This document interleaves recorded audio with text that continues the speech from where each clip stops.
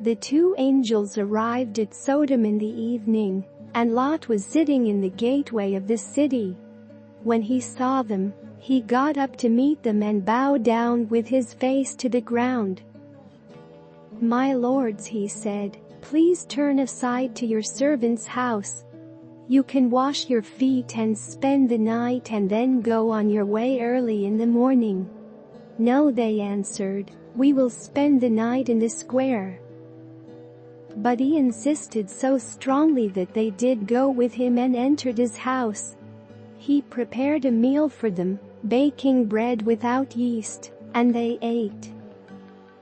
Before they had gone to bed, all the men from every part of the city of Sodom, both young and old, surrounded the house. They called to Lot, "Where are the men who came to you tonight? Bring them out to us so that we can have sex with them." Lot went outside to meet them and shut the door behind him, and said, "No, my friends, don't do this wicked thing. Look, I have 2 daughters who have never slept with a man.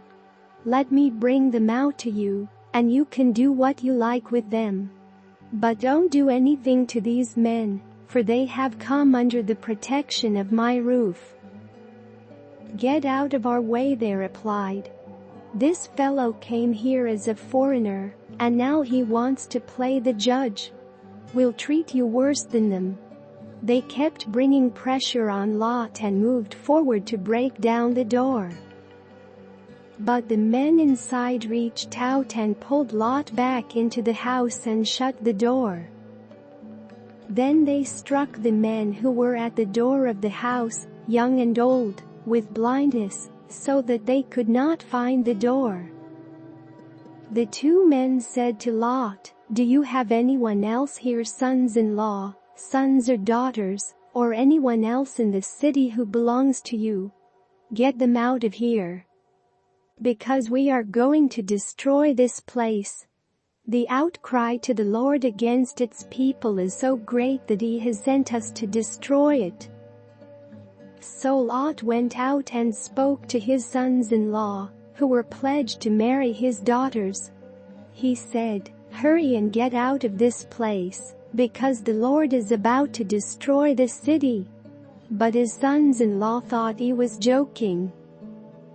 With the coming of dawn, the angels urged Lot, saying, "Hurry, take your wife and your 2 daughters who are here, or you will be swept away when the city is punished." When he hesitated, the men grasped his hand and the hands of his wife and of his 2 daughters, and led them safely out of the city, for the Lord was merciful to them. As soon as they had brought them out, one of them said, "Flee for your lives. Don't look back, and don't stop anywhere in the plain. Flee to the mountains or you will be swept away." But Lot said to them, "No, my lords, please. You have shown great kindness to me in sparing my life. But I can't flee to the mountains. This disaster will overtake me, and I'll die. Look, here is a town near enough to run to, and it is small. Let me flee to it. It is very small, isn't it? Then my life will be spared." He said to him, "Very well, I will grant this request too. I will not overthrow the town you speak of. But flee there quickly, because I cannot do anything until you reach it." That is why the town was called Zoar. By the time Lot reached Zoar, the sun had risen over the land. Then the Lord rained down burning sulfur on Sodom and Gomorrah from the Lord out of the heavens.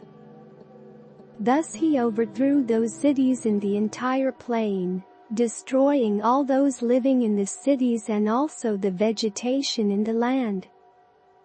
But Lot's wife looked back, and she became a pillar of salt. Early the next morning Abraham got up and returned to the place where he had stood before the Lord. He looked down toward Sodom and Gomorrah, toward all the land of the plain, and he saw dense smoke rising from the land, like smoke from a furnace. So when God destroyed the cities of the plain, he remembered Abraham, and he brought Lot out of the catastrophe that overthrew the cities where Lot had lived. Lot and his 2 daughters left Zoar and settled in the mountains, for he was afraid to stay in Zoar. He and his 2 daughters lived in a cave. One day the older daughter said to the younger, "Our father is old, and there is no man around here to give us children as is the custom all over the earth. Let's get our father to drink wine and then sleep with him and preserve our family line through our father." That night they got their father to drink wine, and the older daughter went in and slept with him. He was not aware of it when she lay down or when she got up. The next day the older daughter said to the younger, "Last night I slept with my father. Let's get him to drink wine again tonight, and you go in and sleep with him so we can preserve our family line through our father." So they got their father to drink wine that night also, and the younger daughter went in and slept with him. Again he was not aware of it when she lay down or when she got up. So both of Lot's daughters became pregnant by their father. The older daughter had a son, and she named him Mo. He is the father of the Moabites of today. The younger daughter also had a son, and she named him Ben-Ami of today.